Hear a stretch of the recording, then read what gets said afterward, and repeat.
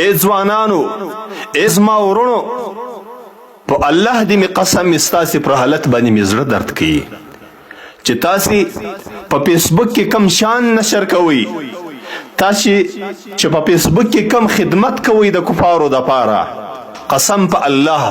ستاسې په دغو نارواو اعمالو باندې به الله جل جلاله تاسې ته په دنیا او په آخرت کې سزا درکوي.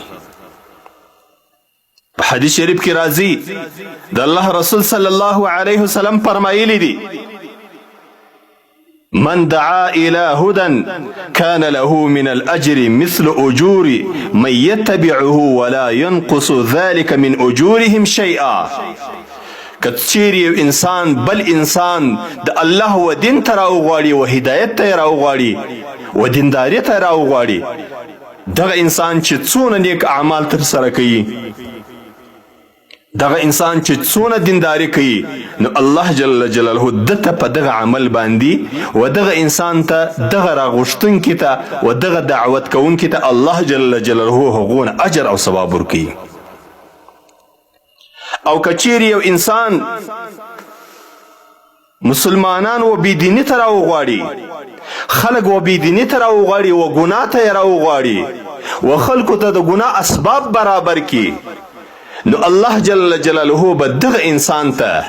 چې دغه عمل یې ترسره کوي، دغه فعل یې وکړي، در څو پورې چې دغه خلک په دغه ناروا باندې اخته وي، نو الله جل جلاله به هغه اول انسان ته د دغو اعمالو سزا ورکوي. د حدیث شریف توري دي: ومن دعا الى ضلالة كان عليه من الاثم مثل اثام من يتبعه لا ينقص ذلك من اثامهم شيئا. مثل اثام من يتبعه لا ينقص ذلك من اثامه شيئا. دا د الله د رسول صلی الله علیه وسلم توري دي،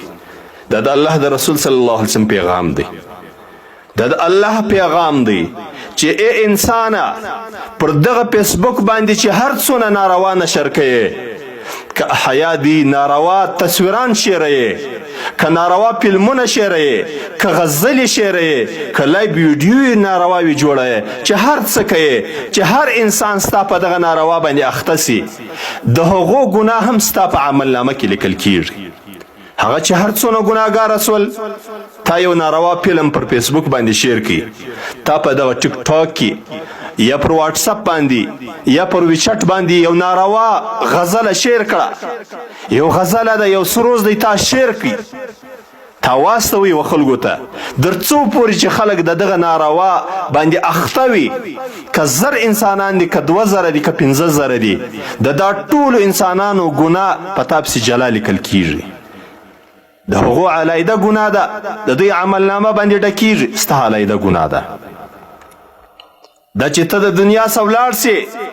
ستا دغه ناروا شیان چې تا پر فیسبوک باندې شیر کړي دي، تا پر ټیک ټاک باندې شیر کړي دي، تا پر ویچټ او واټساپ باندې شیر کړي دي، د دغو نارواو تصویرانو، ویډیو،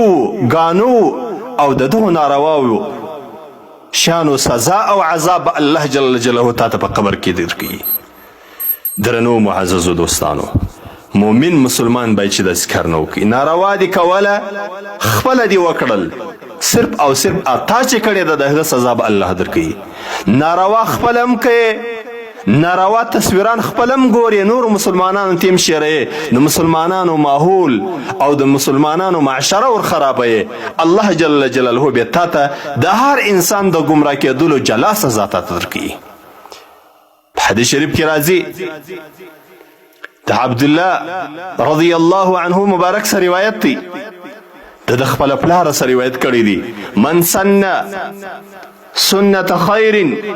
فأتبع عليها فله أجره ومثل أجور من اتبعه غير منقوص من أجورهم شيئا، ومن سن سنة شر فأتبع عليها كان عليه وزره ومثل أوزار من اتبعه غير منقوص من أوزارهم شيئا. کدی د خیر لاره جوړ کړل، د دینداري لاره دی جوړ کړل چې هر څونه انسانان پر دغه دینداري باندې روان دي، مثال اسانه مثال دی پر واتس اپ باندې دی اسلامي او شرعي پیغام یو مسلمان ته واستوي د قرآن تلاوت دی واستوي د یو عالم بیان دی واستوي چې هر څونه دغه خلک دغه تلاوت اوري او دغه بیان اوري پایده ور باندې الله تبارک وتعالی به تاسو اجر درکړي. او کچېرې ته راولاړ سوې یو ناروا شی دی واستوي یو فلم دی واستوي مسخري دی واستولې نارواوي دی واستولې چې هر څونه انسانان په دغه ناروا په کتلو باندې اخته دي په اورېدلو باندې اخته دي په شعرولو باندې اخته دي د دا ټولو انسانانو